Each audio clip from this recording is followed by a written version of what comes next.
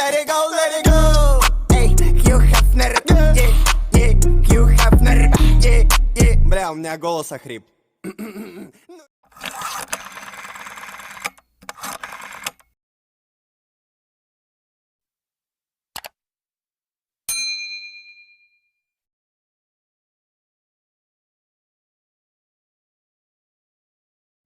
Pada kesempatan kali ini, gue akan bercerita tentang pengalaman mistis yang pernah gue alami ketika masih duduk di bangku SMP.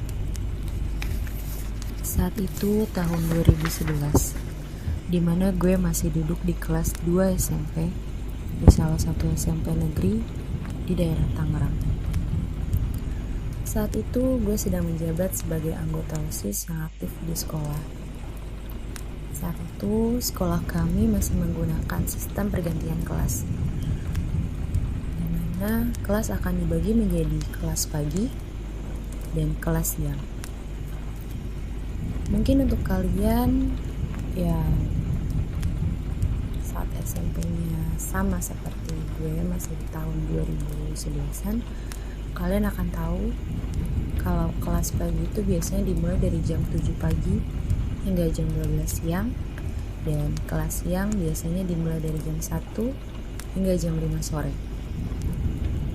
Maka dengan itu di OSIS juga kami menerapkan sistem shift untuk jaga ruang OSIS. Kebetulan saat itu gue mendapatkan kelas pagi, otomatis gue diberikan shift untuk jaga sore. Biasanya gue akan ditemani oleh 5 orang anggota OSIS lainnya. Pengalaman horor ini dimulai ketika pada sore hari, seluruh anggota OSIS berkumpul di ruang OSIS untuk mengadakan rapat. Ruang OSIS kami sebenarnya cukup luas dan berbentuk persegi panjang. Namun terasa sempit karena adanya sekat di tengah ruangan yang membuat ruangan ini terbagi jadi bagian dalam dan bagian depan. Di bagian depan terdapat 2 sofa tua yang sudah lumayan usang dan meja panjang. Biasanya ruangan depan itu kami gunakan untuk menyambut tamu dari OSIS dari sekolah lain. Dan sedangkan bagian dalam itu ada lemari-lemari buku, lemari penghargaan, dan lain-lain. Biasanya kami kalau mengadakan rapat, kita lebih sering ngumpul di ruang dalam ruang OSIS karena di situ lebih luas dibandingkan bagian depan. Ruang OSIS kami ini agak sumpek, juga lumayan gelap karena hanya ada satu lampu yang menerangi ruangan. Ditambah lagi gak ada jendela di ruang OSIS ini. Saat itu kami mengadakan rapat tepat di ruang dalam. Semua anggota membentuk lingkaran dan saling bersandar ke tembok. Tapi tidak dengan gue. Kebetulan saat itu gue duduk di depan lemari buku yang membuat gue sulit buat merasa nyaman untuk bersandar. Jadi saat itu ruangan ramai sekali. Ruangan itu bising karena adanya perdebatan antar anggota. Dan gue lupa saat itu kita lagi ngomongin apa. Pokoknya saat rapat itu kita benar-benar rame banget, lebih rame daripada rapat-rapat sebelumnya. Dan ketika sedang berisik-berisiknya, tiba-tiba terdengar suara tok tok. Tiba-tiba terdengar suara ketukan dari tembok dari arah sebelah kiri. Kita semua langsung diam. Dan seketika itu ruangan langsung hening dan kita semua nengok ke tembok itu. Ya, awalnya kita kaget.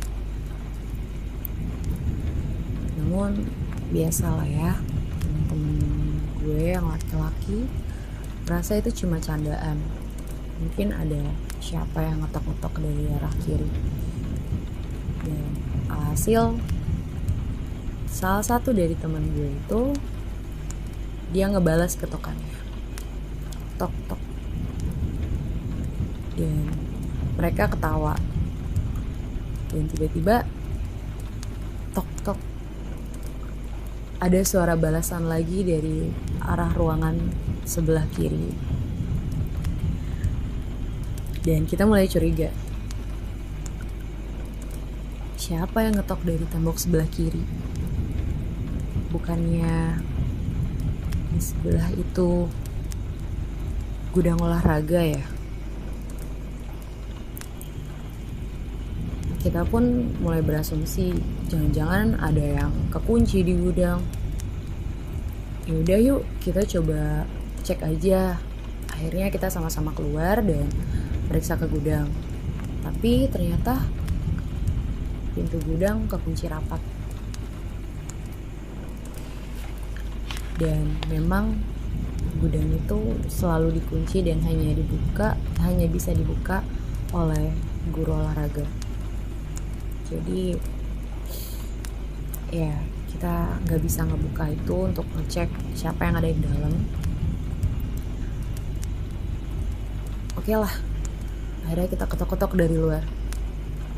Ada orang ya di dalam, kata teman gue yang tadi ngebalas ketukan itu. Terus kita jadi gue juga ikutan ngetok dan nanya, siapa sih di dalam? Ayo, lo kekunci ya? Terus berapa kali pun kita ngetok dan manggil, tapi gak ada jawaban dari dalam gudang. Akhirnya kita balik lagi ke ruang OSIS dengan perasaan agak takut gitu deh. Semua balik lagi, semua kembali duduk. Dan ketika rapat mau dimulai lagi, tiba-tiba terdengar suara tangisan wanita dari dalam lemari buku yang ada di belakang gue. Semua lari tunggang langgang ke arah luar. Saking kagetnya sampai-sampai kita himpit-himpitan saat melewati skat dan pintu. Sampai saat itu temen gue ada yang kejepit. Karena kita duluan keluar gitu. Ya siapa sih yang gak takut ketika dengar suara itu. Dan semua ketika di luar tuh semua saling tatap. Semua diam, semua saling tatap. Apa-apaan tuh tadi? Temen gue mulai banyak yang ketakutan. Gak tahu, bukan gue doang kan yang dengar. Teman gue mulai yang lain mulai saling nanya-nanya ke yang lain kan. Lo ya tadi. Enggak, bukan gue juga dengar. Itu bukan gue. Ini ya, kita saling tatap-tatapan dan kita bingung banget. Tiba-tiba ketika kita lagi hening, suara ketukan dari tembok gudang olahraga mulai terdengar lagi dari dalam ruang OSIS. Dan di situ wakil ketua OSIS gue namanya Dika, dia itu yang paling berani di antara kita. Dia bilang, gila nih, ini yang ngetok-ngetok pasti anaknya penjaga sekolah nih. Karena kebetulan di belakang ruang gedung olahraga itu memang rumahnya penjaga sekolah, rumahnya OB di sekolah kita. Dan coba ya udah deh, kita coba cek yuk, tanya. Ya udah, akhirnya kita bareng-bareng ke rumah itu. Rumahnya kecil, ada di belakang, nempel sama belakang gedung, di belakang gudang olahraga. Dan ketika kita samperin, kita ketok-ketok rumahnya, gak ada jawaban dari dalam rumah. Assalamualaikum, permisi pak. Tapi gak ada yang jawab. Tiba-tiba ada si istri penjaga sekolah itu, dia keluar dari toilet laki-laki. Dia habis bersihin toilet laki-laki yang ada di pojokan lapangan. Kebetulan emang ruangan kami tuh ruangan gudang olahraga, dan ruang OSIS tuh lumayan agak pojokan lapangan gitu. Dari situ ibunya nanya, kenapa ya nyari bapak, katanya. Lalu dijawab oleh Dika, ini bu, bapak ada di rumah gak ya? Ya tadi ada yang ngetok-ngetok di ruang OSIS, katanya. Terus ibu jawab, bapak lagi gak di rumah, katanya. Oh, mungkin anaknya ya bu, yang ngetok-ngetok dari tadi. Dan ibunya pun heran. Ibunya juga jawab, enggak, si Ade juga lagi sekolah, katanya. Terus di dalam rumah ada siapa bu? Enggak kok, enggak ada siapa-siapa, kata ibunya. Saya juga dari tadi di luar lagi bersihin toilet laki-laki. Di situ kita langsung diem, kita saling tatap, kita hening banget. Dan perasaan gue juga agak, aduh gimana nih, masa sih beneran gitu. Akhirnya si Dika ini karena jiwa beraninya itu, dia minjam kunci dari guru olahraga, dan kita mau buktiin siapa sih di ruang olahraga nih yang ngetok-ngetok dari tadi. Akhirnya ketika kita dapat kuncinya, kita buka, nggak ada orang sama sekali di situ. Dan ya udah, akhirnya sore itu rapat kita bubarkan, rapat kita sudahi karena adanya hal-hal yang tidak mengenakan. Esok harinya kami bertemu dengan pembina PMR di sekolah kami, dimana ternyata pembina PMR kami itu bisa melihat dan bisa berinteraksi dengan mereka yang tak kasat mata.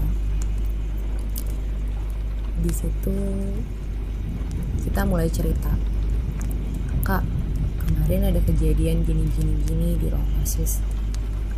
Si kakak pembina kami tuh hanya tertawa. Dia bilang, iya emang ada kok, katanya. Ih kok bisa sih gitu kan. Akhirnya kita juga bertanya-tanya kenapa kok bisa gitu. Emang sih ruang OSIS tuh rada gelap dan sumpek. Jadi mereka tuh mungkin suka sama tempat seperti itu. Dan akhirnya pembina kami cerita, jadi saat itu waktu dulu banget, angkatan aku nggak tahu, aku lupa, dia cerita saat itu ada perempuan yang hamil di luar nikah dan bunuh diri di toilet laki-laki SMP kami. Jadi wanita itu katanya hamil di luar nikah, lalu karena laki-lakinya tidak mau tanggung jawab, dia jadi bunuh diri di toilet laki-laki di sekolah kami. Dan kami bertanya-tanya, kan bunuh dirinya di toilet laki-laki, bukan di ruang OSIS, kenapa diganggunya tuh selalu di ruang OSIS gitu. Si kakak ini cerita, jadi ternyata dulu sekolah kami itu di bagian ruang OSIS, sebelum sekarang menjadi ruang OSIS, jadi dulunya itu adalah toilet laki-laki.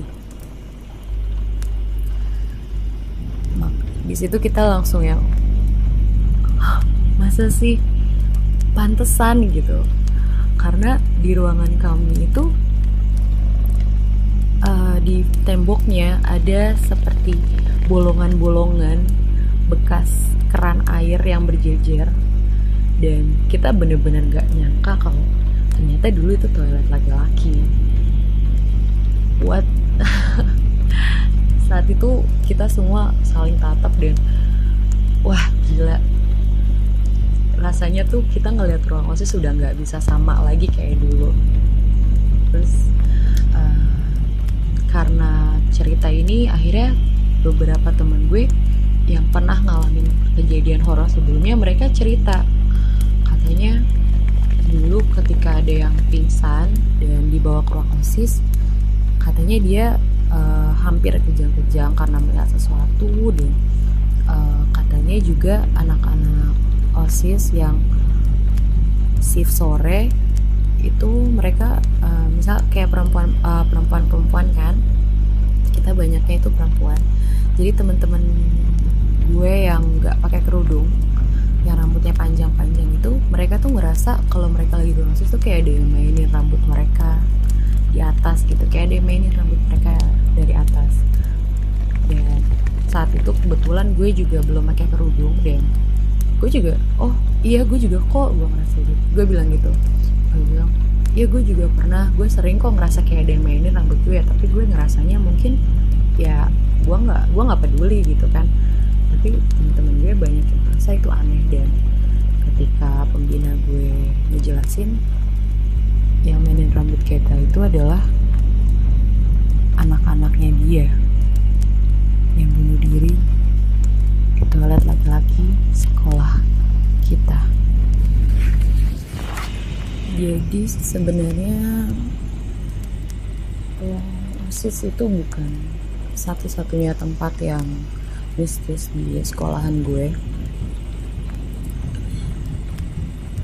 Sebenarnya gue rasa seluruh bagian sekolah gue itu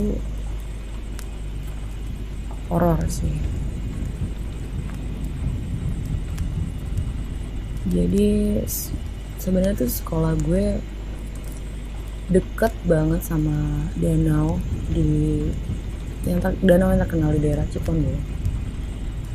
Dan danau itu terkenal dengan buaya putihnya. Dan sekolah gue juga masih deket sama sawah dan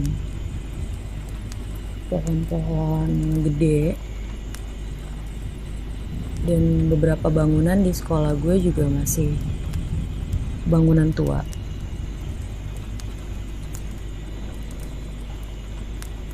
Kejadian lagi saat itu pertama kalinya gue ngeliat sosok hantu yang sebenarnya itu saat gue lagi persami.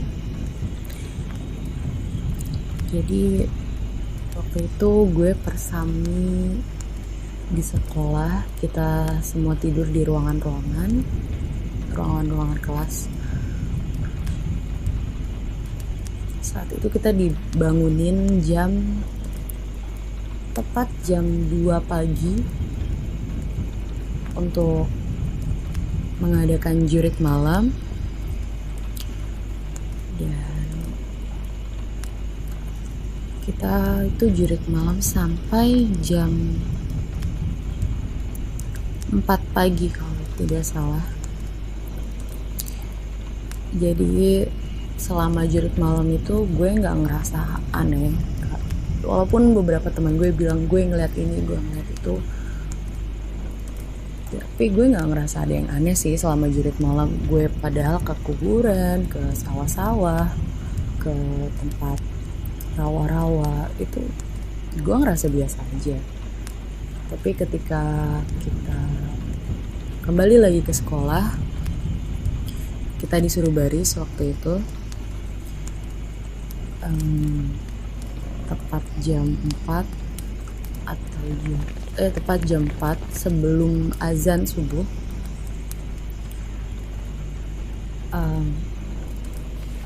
Temen gue ada yang bilang katanya di menara dekat sekolah kita itu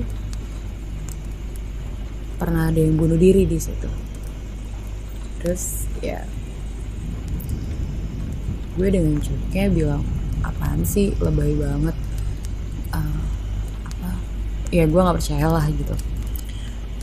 Dan setelah dia cerita itu, gue iseng-iseng ngeliat ke menaranya, karena kan gelap banget ya, dan menaranya itu tinggi dan ada lampu-lampunya gitu, jadi eye catching banget. Jadi gue ngeliatin ke situ selama kita masih baris. Pas gue ngeliatin, ya gue kepikiran kayak, itu orang bunuh dirinya gimana, itu kan menaranya tinggi banget gitu. Dan ketika gue lagi menelusuri menara itu, tiba-tiba saat mata gue pas banget sampai puncaknya, gue ngeliat sesuatu berdiri di situ. Sesuatu berwarna putih dan diikat. Pertama gue berpikir itu mungkin itu bola-bola yang ada di atas menara. Tapi ketika gue coba untuk fokus, bola-bolanya kok warnanya rada kusam, agak coklat gitu ya. Gue ngeliatin itu terus. Wow, itu pembina gue lagi keliling, lagi ngomel-ngomelin kita sebenarnya, tapi gue nggak peduli dengan pembina gue. Gue cuma ngeliatin itu terus, kayak mikir itu apa. Kelihatannya kayak orang, kelihatannya tuh kayak orang lagi pakai kain putih dari atas kepala sampai kaki, dan orang itu diikat.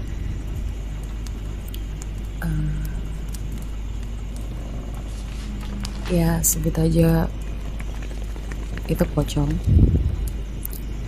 Dan tapi pocongnya nggak madep ke gue. Dia itu madep jauh gitu, ke arah mana ya? Pokoknya ke arah luar sana deh. Pokoknya dia nggak madep gue. Gue ngeliatnya tuh kayak orang lagi nyari sesuatu. Tapi ya, what? Masa sih? Gue nggak percaya kan? Masa pocong sih? Enggak, cuma halusi gue doang gitu kan, halusinasi gue doang. Dan untuk meyakinkan diri gue sendiri, gue coba nanya ke teman gue yang tadi cerita, itu lu lihat nggak di atas menara apaan? Gue bilang gitu ke dia. Terus dia dan teman gue ini nggak tahu kenapa dia udah ketakutan duluan. Apaan sih? Lu jangan nakutin gue, kata dia. Enggak, coba lu lihat dulu di atas menara tuh apaan. Masa gue ngelihat sesuatu. Terus pas dia lihat, enggak ada apa-apa, kata dia. Itu yang warna putih, dia bilang. Ih, lu jangan nakutin gue, itu nggak ada warna putih, kata dia. Ih beneran, itu warna putih, kayak bola-bola gitu di atas menara. Nggak ada, itu menaranya warna merah, kata dia. Itu warna putih. Dan di situ gue kayak ribut lah sama dia. Itu nggak ada, sumpah lu nakutin gue, kata dia gitu. Ya, gue coba nanya lagi ke teman gue yang lain dan nanyain hal yang sama. Lo lihat nggak itu apa di atas? Mana sih di atas mana, katanya? Itu yang bulat-bulat, yang kayak bola-bola gitu. Gue bilangnya bola-bola karena emang bentuknya kayak lontong gitu kan. Kata dia, enggak ada apa-apa, katanya. Itu yang warna putih-putih yang lagi berdiri. Mana sih? Itu tuh cuma ada puncak menaranya doang warna merah, kata dia. Ih, demi apa kok nggak ada yang lihat gitu kan? Dan saat itu pengen banget gue foto yang ada di atas menara itu. Tapi gue baru ingat, jadi HP gue waktu itu masih disita karena lagi persami. Dan ya udah, iya kali pocong gitu. Oh ya udah, gue cuma sebatas ya udah gitu kan, nggak kepikiran gitu, nggak mikirin hal lain lagi. Dan setelah itu azan subuh. Ketika azan subuh berkumandang, kita disuruh duduk. Kita disuruh duduk semua, tapi masih di lapangan. Dan ketika gue ngeliat ke atas menara itu, gak ada. Si lontong warna putih itu udah nggak ada, udah nggak di situ. Dan gue ngeliat juga cuma puncak menara doang warna merah. Di situ gue baru sadar dan gue baru nerima kalau yang gue lihat itu ya beneran pocong. Oke, terima kasih sudah mendengarkan cerita saya. Maaf bila ada kata-kata yang kurang enak. Selamat beraktivitas kembali.